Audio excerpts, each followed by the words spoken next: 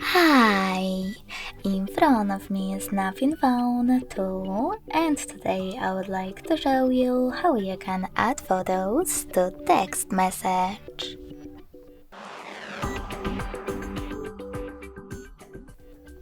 Begin by selecting Messages app and then clicking on one of your chats. Following that, tap on this little icon with a camera and the photo at the bottom left corner. Now just tap on your photos that you wish to add, or click on Folders instead, and hold the chosen one over here.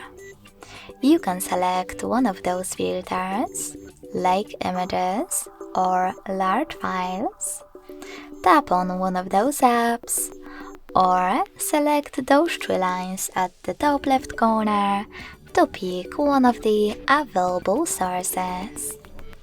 I will go with this photo though, so when I hold it and click on Select at the top right corner, I can see that it was successfully added. Thanks so much for watching. If you enjoyed this video, don't forget to leave a like, comment and subscribe. Bye!